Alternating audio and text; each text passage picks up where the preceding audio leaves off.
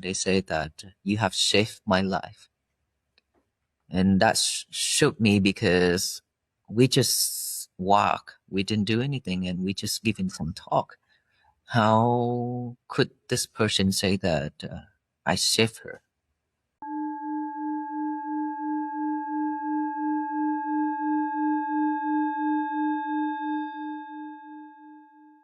Welcome.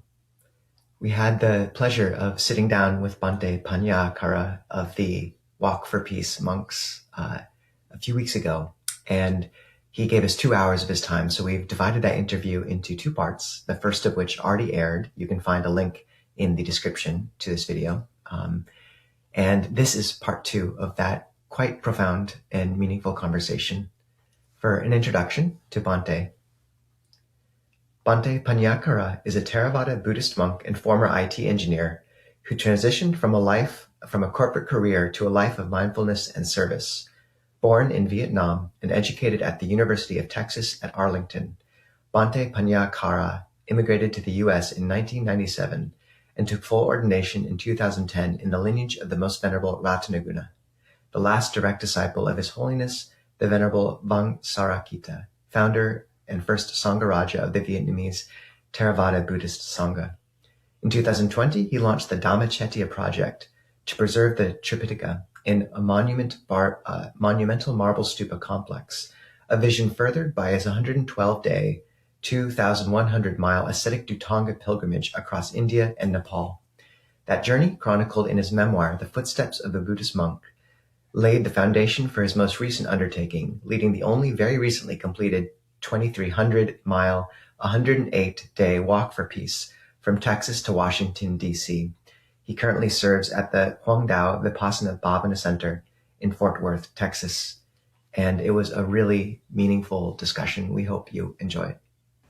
Bhante, speaking about the part of the walk where you began to encounter hundreds of thousands of people, and I remember seeing clips of this on Instagram and online, and just it was so inspiring to see these hundreds or thousands of people following or giving flowers on the side of the road. Do you have 3 stories of encounters? You talked about how this is your way of meeting suffering. Mm-hmm. Do you have 3 stories of encounters on the walk that really kind of still glow in your heart, or that you could share with us? Yes, Ajahn. One of the most stood out story that people came to us with tears, mostly ladies. When they come to us and they sit down and then they cry, and they couldn't even speak. And when we try to comfort them, and then they talk, and they say that you have saved my life. And that shook me because we just walk, we didn't do anything, and we just giving some talk. How could this person say that I saved her? Things like that. Then after listening to the stories, they was about to commit to suicidal because of no hope at all in their life.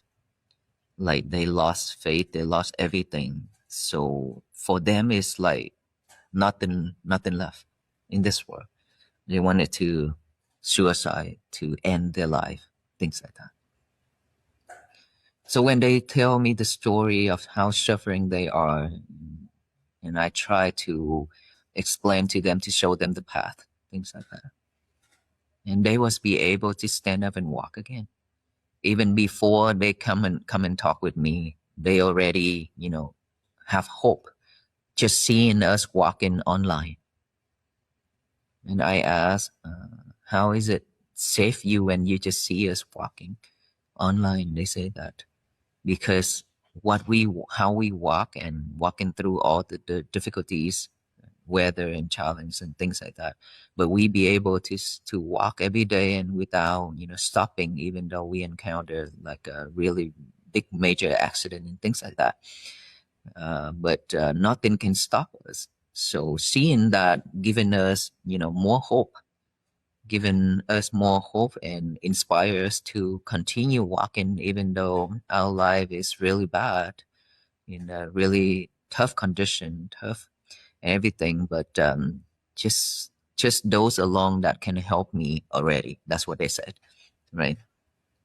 And then after listening to my sharing and show them how to deal with things in life, and they're happy to take those advice and then practice on their own. Not just one, but many. But many. I can imagine within 4 months and walking 2,300 miles, and we encountered many people like that. Besides that, there are so many people saying that you have changed my life completely. That is, you can hear that everywhere, because this is something new to the people, right? We know that it's very new, because the mindset of peace to most of the people is something that we have to do for the world and do out there, and in order for us to have peace, for the world peace. And that is when people come to me and say, Venerable Sir, for me, peace is totally, different what I understand for a long time. Peace is like this and like that. And when I heard about world peace, that's why I rushed to come here to see you.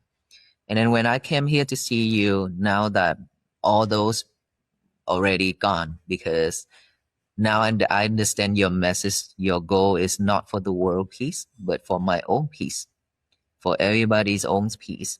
That is how we start, how we begin with peace, to bring that peace to the world. So now that I realize totally different, and this is something that I really need. Right?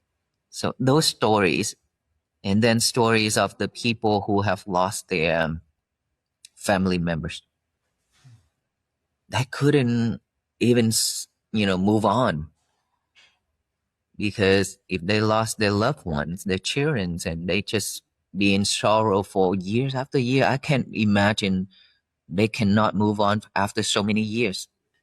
And not just one person, but many people like that. And that is when I sum up my talk. I talk about, how to overcome the difficulties of being losing your family members and things like that.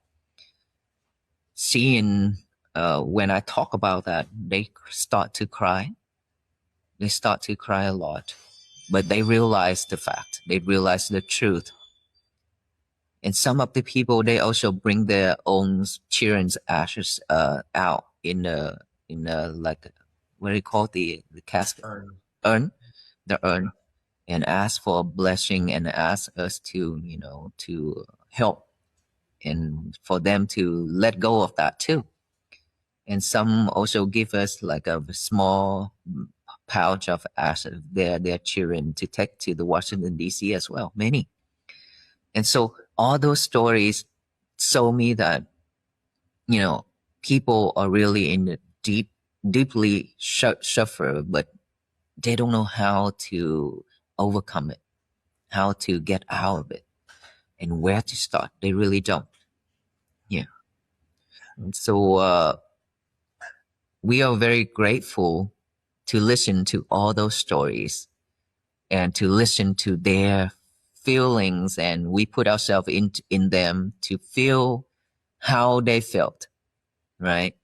And so that is why we be able to help them to let go of all those, to stand up again and to let go of those sorrow, and to continue moving on, to live for those who already passed away. And I still right now, I still didn't realize, I didn't know why, this walk have touched so many souls. I didn't know that why, where, and how it touched so many people like that. Bhante, yeah, your movement is very powerful. And, we've, a lot of the people here in Seattle who come to our gatherings regularly, they would say that they were following you every single day, and that they would just see you, or they would even see Aloka, and, just tears come up. And we've met at least one person who similarly, like, was on the verge of suicide, but just learning about your movement, that was enough to say, okay, if he can do it, I can keep going as well. And I feel like part of, it is literally your movement. And I think part of what makes your movement so powerful is the mindfulness that you bring to the walking that you do. And, Ajahn Nisabo and I have each done several tudongs. And it's a very different thing, at least in my experience, to practice as we do in the Thai forest tradition. All of our huts have a walking meditation path, and we'll just go back and forth for hours and hours and hours every day. And it's very easy when you're kind of on this 20-foot walking path and there's no cars going by, you're just alone by yourself, to watch the breath or to say a mantra with every footstep. But I'm curious, when I've tried to actually take that, without hundreds or thousands of people, with just me and one other monk, even then it's hard to stay with the breath when you've got cars going by you at 50 miles an hour. And I'm curious if you could speak a little bit to the specifics of that mindfulness practice. Thich Nhat Hanh has an interesting way of doing walking meditation, which has never worked for me, but it's actually syncing up the breath with the footsteps. But you're going so fast. 30 miles a day, that would be hyperventilating with the breath. But so how are you practicing mindfulness in the breath at the beginning? And then later on, when the movement, started gathering momentum and gathering other people, how did that shift your meditation object? Did it shift it to love or spaciousness or just community, or the specifics of meditation? Would love to hear about that. Yes, Ajahn. Me, myself, that I didn't get a chance to learn about late Venerable Thich Nhat Hanh. I didn't get a chance to learn more about him, but I do heard that he have done a lot of things, a lot of work for the Buddhists, especially to the Mahayana traditions, and he is Mahayana tradition. And along this path, I also heard people talk about him. And one step, what they call, one step, something. Every step. I heard people telling me that. And so sometimes they wrote it on the board saying that Thich Nhat Hanh peace in every step, things like that. And so for me, when people also ask about this question, how can you practice mindfulness when we walk? And especially some day that we walk very fast. that is when you listen to the Venerable monks here, and Venerable Panyakara is walk for peace, but we have to run for peace because they have to chase after me, right? And especially when those days when we walk 30 miles per day, if you can imagine, people come out 6-7 hours to wait for us to arrive for a talk. They come out and they stay there for 6-7 hours to wait for us to come and talk, because they don't know when we arrive, right? So they just come out, and along the road, people just standing there. I ask, how long have you standing here? About 4 or 5 hours. But they're willing to come out regardless of the weather. And so when those things, when people keep telling me that they have been waiting for a long time and things like that, that is when I told the team, we need to walk faster. When there's no people to greet and to talk and things like that, we need to walk faster, especially when the sun set. We need to get there early, as soon as possible. Why? Because it's dangerous. Secondly, not many people can see us. Right? And so third, there are so many people waiting for us there at the night rest. So we don't want them to wait for a long time. Knowing that they stand in the cold to wait for us, that is very, very bad condition, and they have to stay there for a long time. They probably haven't eaten anything too. That's why we always rush to get there. And so for those time, when I speed up, the whole team have to speed up. And when I slow down, the whole team slow down and get to rest. And that is when they show a smiles on their face because we get to. And so how can we focus when we walk and then even walk fast? And I told the crowd that when you practice mindfulness long enough, when you live with that in every moment, then it is really doesn't matter how fast you walk or how slow you walk. You still be able to focus in that. Right? For me, just the breathing. When I see people greet, and I switch with this to the greeting to talk with the people, and then after I pass, come back to here. That's what I focus on. And imagine, amazingly, that even when I walk fast, I still be able to focus in my breath. And my team, there's monks that also practice on the breathing when walk. But for most of the monks, they just focus on their steps. So just step like that. They still can concentrate on that. And I believe that is the reason why and how we be able to walk for that far and that long is because of mindfulness can give us energy to walk. That cultivates some energy for it to walk.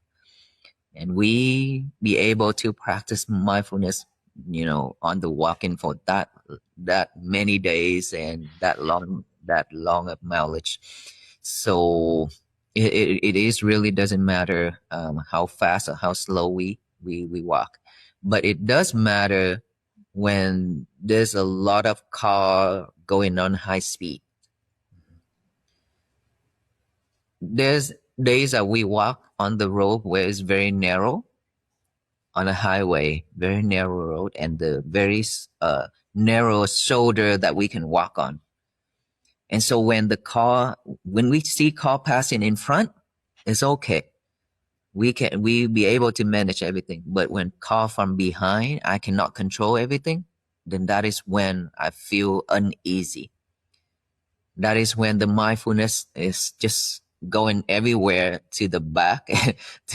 My mind is to the front, my mind to the back, and my mind to this person and to that person. Because, being a leader, you have to understand that you have to be everywhere. Because you don't want anything to happen to any of the team, especially after the accident, right?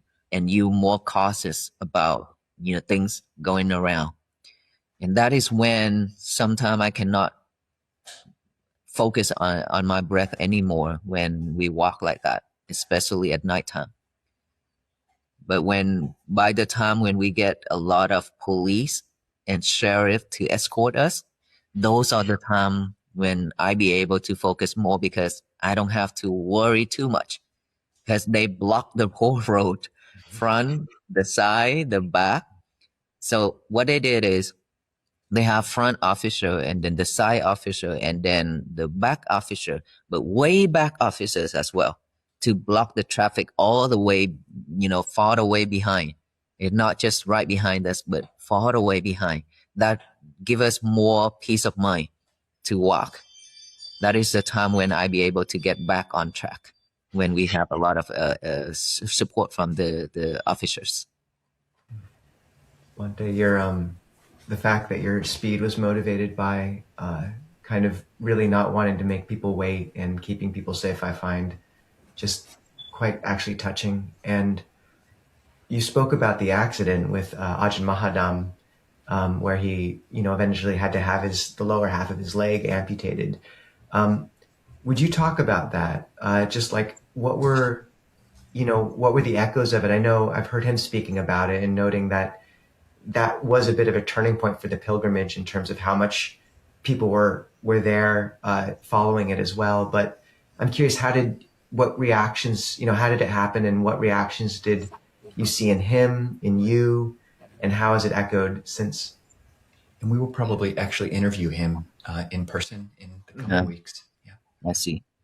Yeah, Ajahn Mahadam is he's very mindful on his actions and his thoughts. And so when that happened, I had the feelings already. That's why I wanted to stop. It's not far away from our night rest. It's like 20 more minutes of walking. That's it. But driving is like 2 minutes away. And so I just keep thinking that, it's something gonna happen. And I was about to stop, and then the loud noise coming all the way from behind us and hit. And that is when everything just sadder. And then I rushed to come to Ajahn Mahadam. Before I talk with him, I have to control the traffic using our flashlight, our headlights, to control the traffic, to ask people to slow down, but they still rushing and moving really fast. And that is where one more accident on the side of us too, because of people applying the brake, because all those pieces on the roads. And then when I be able to manage the traffic, they all stop. And I come to Ajahn Mahadam and hold his head, and I ask him. He lies face down. And I ask him, "Ajahn, you okay?" And he responded. He say, "I'm okay." And I say, "Continue breathing. Focus on your breath, okay?" Because right that moment, without that, then he just only feel pain because it's really bad, right? But he said, "Yes, I am focusing on my breath right now." That is what his response. So he was very calm, no noise, no cry, no nothing. He told me after that. He told me he thinking that he was about to die, but he was be able to stay calm. He didn't cry. He didn't yell. He didn't, call for help or anything. He just cultivate on his breath at that moment. And I told him continue doing that until the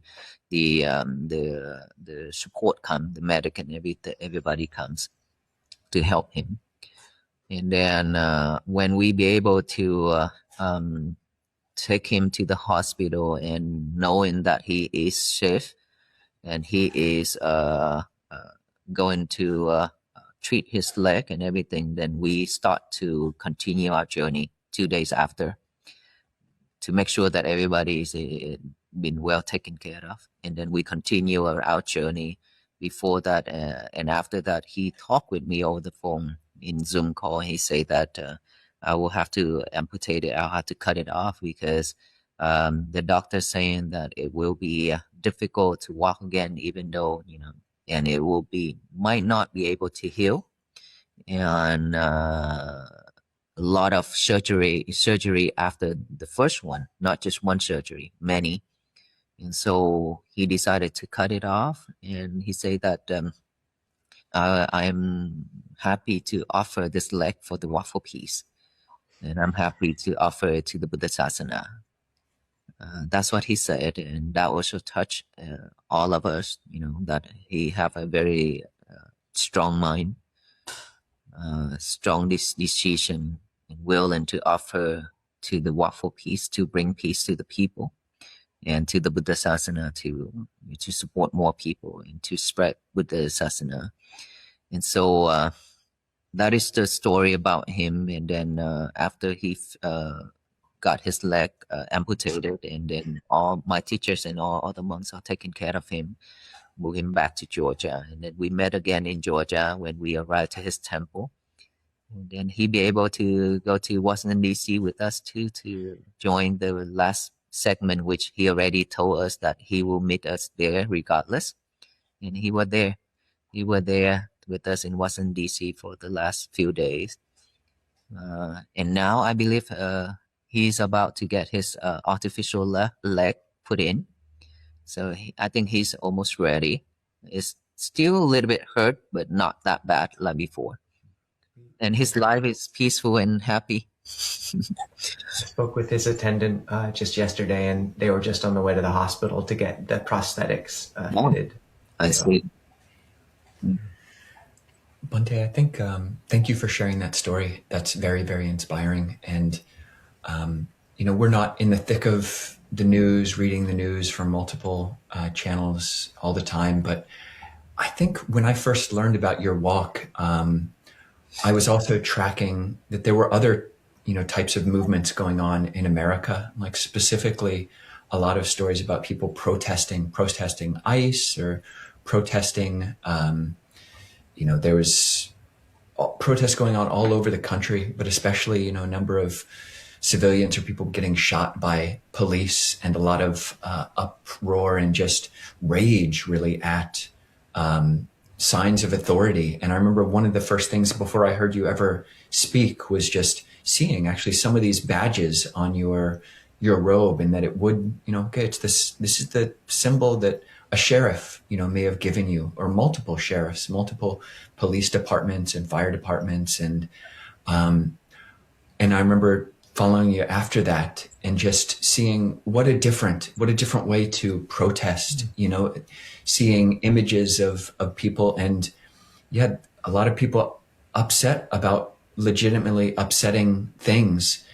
And then the way that they feel like they have to express that in other settings is through yelling and screaming at other humans, or even like spitting, and just the rage coming out in this one way in that setting, but then coming down to where you are and seeing a very different image. You're interacting with police who are bowing to you, or who are offering food, and that you never really stoked the fires of it. It's not us versus them, but it's all of us walking for peace together.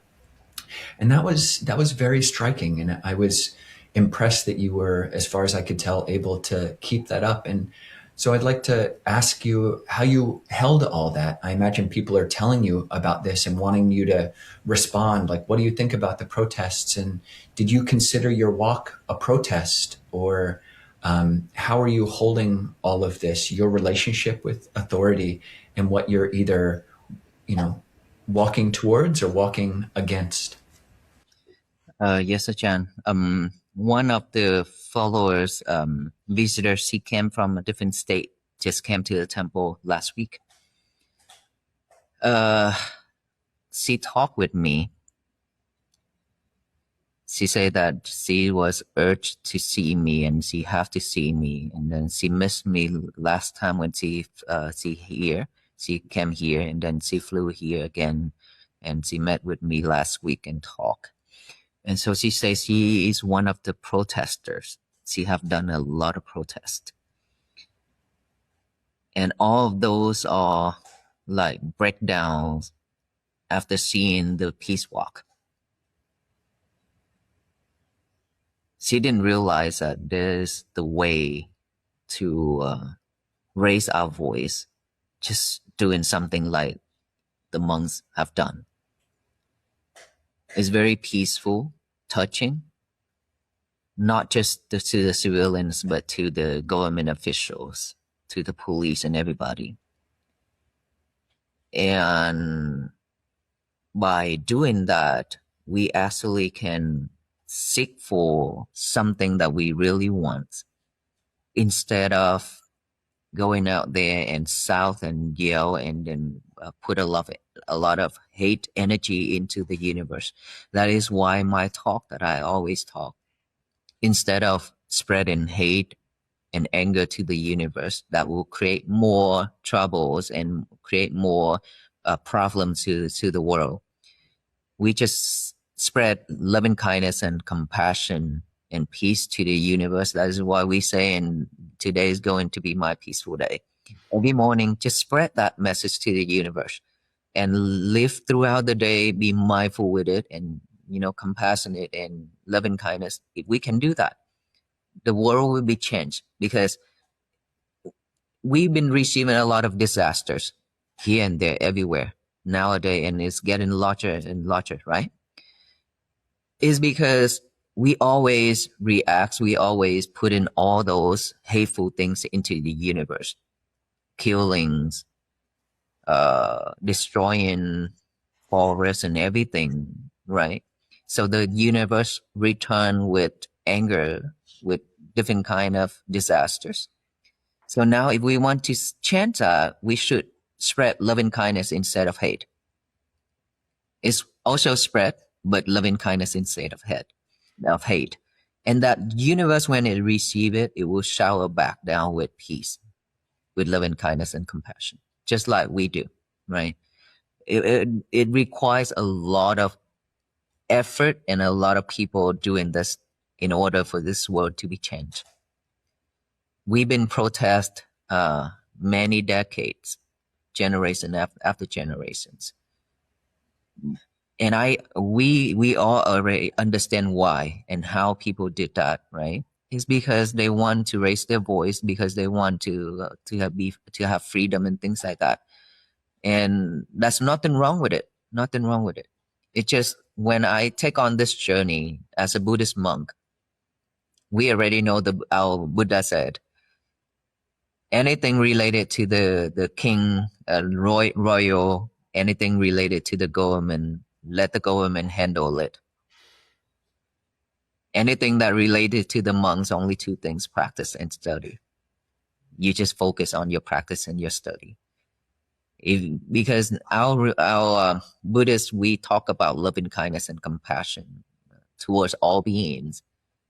We shouldn't go out there and do any type of protest to ask for this and that. That is the rule of the Buddhist monks already, right? It's in the Vinaya. We cannot do all those things. We just focus on our practice and share that to all beings. And I learned from that, and I continue with this walk without anything related to politics. Nothing whatsoever. No religious, no politics, purely just peace. And we will be able to raise that awareness to millions and millions of people around the world in a very short time. 4 months, that is short to get that much of followers and much of people supporting, right? That proves that this walk for peace is the result of it is very powerful and is positive, and people believe in it, right? That is when you can see during this walk we have no sign, no banners, nothing, just one of the Walk for Peace flag. That's it. Some people, they have sign to walk with us, even though those signs are nothing major with those signs, but they also put it down when we ask them to. So it's really peace to do that together, but our voice can reach far to the White House, to all the government officials. As we can see, many governors come out or even write the proclamation to present it to us. And sheriff, chief of police, fire department, patrol, SWAT, they all coming out for us to support us. And all those pins, when we mentioned about those pins, there's people didn't realize why I carry so much pin. Is it heavy, or I want to be, to show off with all that, or what? As a monk, I shouldn't do all that. That's what people said.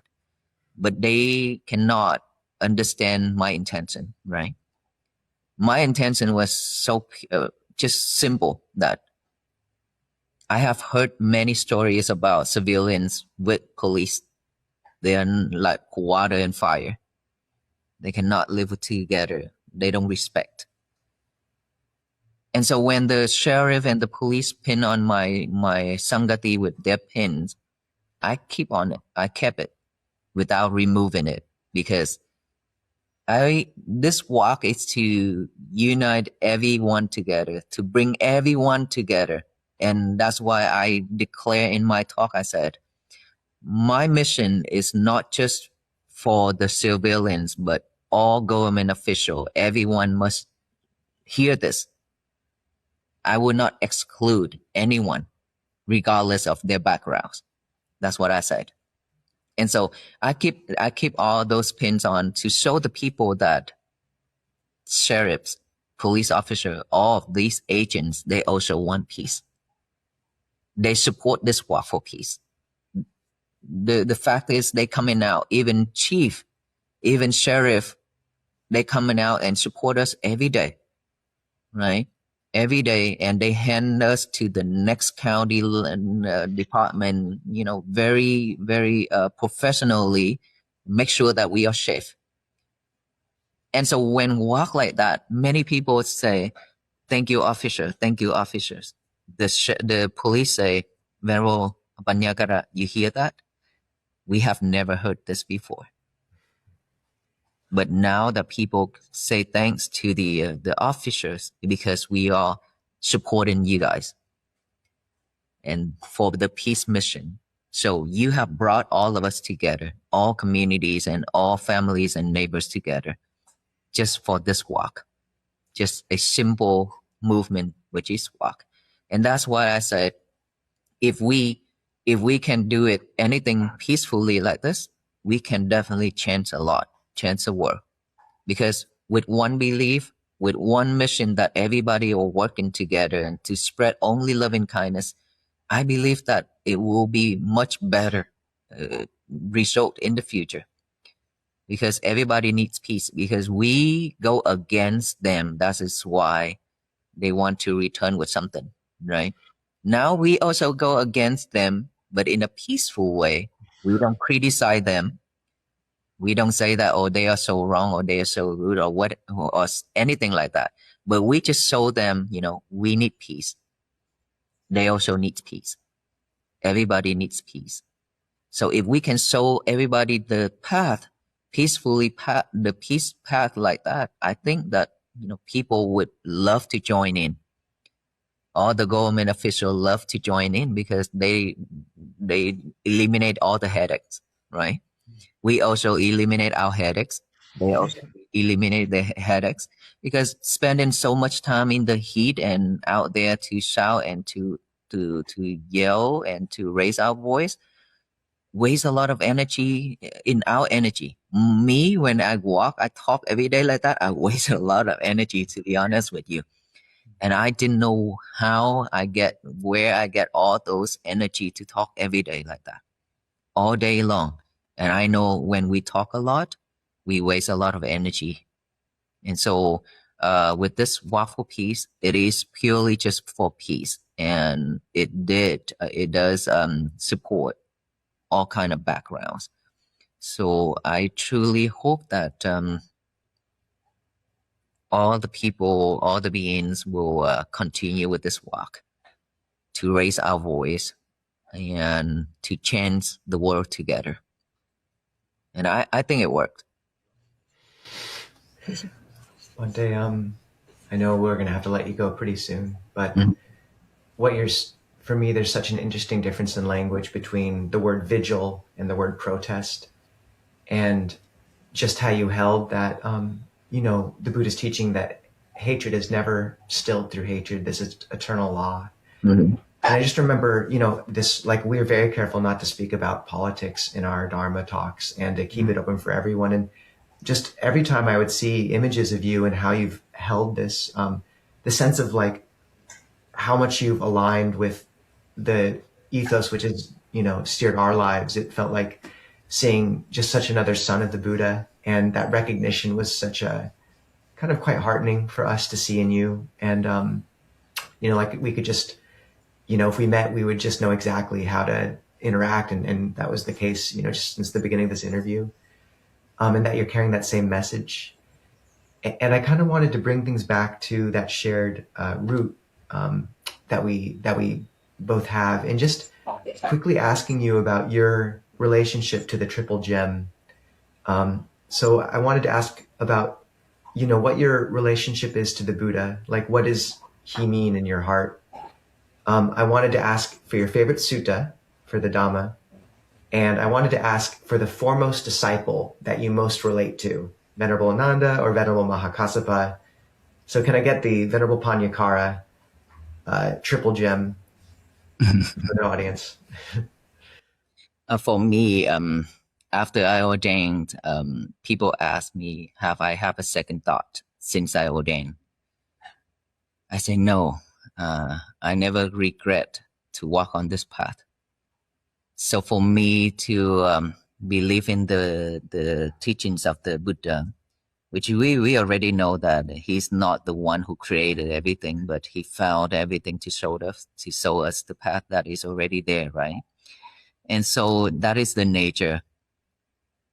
And I can sacrifice my life for this because I know it helped me, changed me completely. And it did for me to use all that and to practice all that and then to share all that to the people, especially this waffle piece. So it did change so many lives. And for me to, with the triple gems, I believe it's not just a belief, but I'm all about the teachings of his. And I'm willing to sacrifice my life. That is why I decided to build the Dhamma Chetia project. It's because his teaching, his profound, everything is just is so true that we don't even, talk about or have a second thought about his teachings. Of course, they have to be truth, right? We have to learn the truth Dhamma. And so I willing to sacrifice my life to build this Dhamma Chetia project to preserve his teachings for the future generations. That tells enough how strong am I to the triple gems already. And so for the Sangha, I really don't have anyone in my mind since I started to ordain that, I look up to be admired or to follow his path, like Venerable Ananda or Venerable Mahakassapa or anything like that. I never thought of it until today you ask. This is the first time that you raised that question in me. And so let me think about it. Your answer was good. But I am curious, like on the opposite side of that was a great answer and a great question about our faith in Buddhism. But what you mentioned, and another thing I was impressed with, you say on the walk, no politics and no religion. And I did see a number of videos on YouTube, with the thumbnail or the title, Southern Christians flip out at Buddhist monks, or like, Christians explode and melt down. And I did see some of these videos where there are you're not protesting, but they're counter protesting with a sign that says, Jesus is one, and they're coming with this energy that you're trying to convert people. And one video in particular was quite impressed. Like I would just try to walk way around, like, okay, you can have your thing and I'm just going to walk way around. Whereas like you actually, in one video at least, just got closer and to actually engage with some of these people. And just curious, what was your take? I mean, Buddhism is awesome because you don't have to lean into the religiosity of it. But what did you think when there are these people who are assuming that you're trying to be, convert people to Buddhism? How did you relate to such people? That group is not the only. There are several groups that protest us, but they just stay where they are and they don't follow us. But only this group follow us all the way to Washington, D.C. He declared that if you don't turn to Jesus Christ, I will follow you from now every day until your final destinations. And by that declaration, I thought, he probably the Devadatta now. And I thought in my mind that like that, and I smile. And when I see him, when he raised, I have to be to tell you the truth that I admire his speaker. When we had a very small speaker similar to his speaker, without my speaker, when I talk, not many people can hear. But his speaker, when I walk far away to enter into our lunch place and night rest, I can hear his voice clearly far away. His speaker. I was like, I need to ask him what brand of his speaker. I need to buy it from him. In my mind, I thought about it and I laughed at myself. And so when getting closer to him, he say, Venerable Panyakara, turn to Christ, turn to Jesus. Jesus is the only way. And then I just keep smiling at him and then continue my walk and walk through him in front of him, regardless of what he said. And this time that I handed him flowers, he refused. This time I handed him water. Look, it's hot. Okay, here's water. Take some drink. He said, no, I'm not going to take your water. And I say, why not? This is an open bottle. You can have it, and then you can talk. Okay. And he still refused it. And the other person who stand behind, he asked for it. So I gave it to that person. And so for me, looking at him, I feel sorry for him. It's because all of his words are just very toxic and very bad for him, because we know karma. He said Buddha cannot do anything to you. Buddha will lead you all to hell and things like that. He says all that things. And when I heard about it, I asked myself, where he's gonna go? Where he's gonna go? And so I continue with my walk and I pray, may you be well, be happy, and be peaceful. And I know that he will never stop. He will never stop because he already decided to follow us. So one day he came to me and sit down, and I asked him, sit down, let us have a talk. And I asked him to have a tea with me. And then when we sit down and talk, and he talk about Jesus Christ and I talk about Buddha, and when he asked, I said, I'm not here to protest. I'm not here to convert anybody. You listen to my talk. Peace. Unless you don't want people to have peace. That's it. And after a chit chat, and I told him, look, whatever I told you, this is our last conversation. I will never say a word to you from here on. And from that moment on, I never said anything to him, regardless of what he said, what he done. I just walk without looking at him, without talking to him every day, just like that. And I feel so bad for him that he have to suffer with his karma later on. And I believe that he is suffer enough. That is why he said the thing he said. He done the thing he done. So that is why I don't want to add any more to him, right? And all his question, all his saying is very easy to combat. But then why would we do that? When I talk about peace, when I talk about mindfulness, and what the funny thing is, when I talk and he talk louder with his speaker, and that is the time when I see, okay, this is a time when you use all your practice to prove to yourself that you be able to stay calm and you be able to focus on your topic.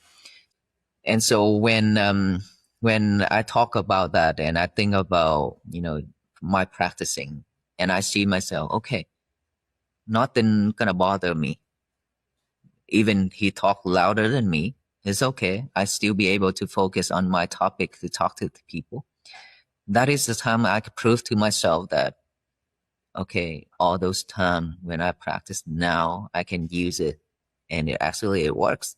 About mindfulness, concentrating on one thing at a time. That's what I talk to the people. That will be odd if I cannot focus at that time, right? When I tell people you have to be focused on your breathing or focus on one thing at a time, do not multitask anymore. And then when he talked, when he yelled, and then I got distracted, and that will be odd to the people. But luckily I didn't. I'd be able to focus on my topic, still continue with that. And throughout the journey, I have done that, proven to myself that I can do that. I'm capable to focus on my topic. And at those times, for the rest of the journey until Washington D.C. and he got arrested, which we never expected that turn out. But karma, I strongly believe in karma. So they got arrested at the last segment, it wasn't easy. Bhante, we know you have to receive people for the meal, but just maybe as a final note, first we might be able to find that speaker and send you a version of it if we can. But also we'll link in the description to the Dhamma Chetia project. And also, we hope we get to visit you. We hope we get you to visit us, and that this is the start of a friendship. And we honor so much what you've given the world through your faith and care, and just even getting to talk to you this morning was such a blessing. Thank you so much, Bhante, for everything. And would you be able to call Aloka up here for our final goodbye? Aloka, Aloka, come.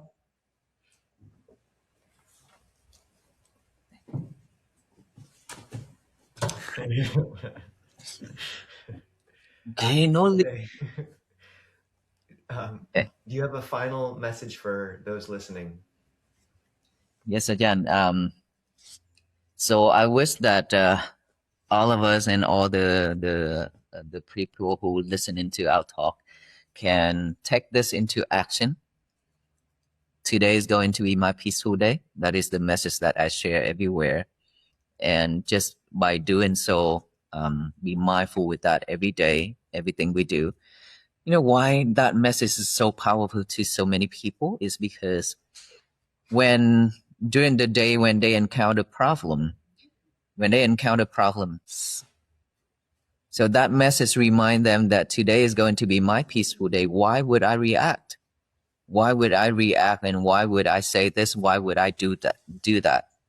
That is the thing it reminds them the most. And that is why they write that down everywhere.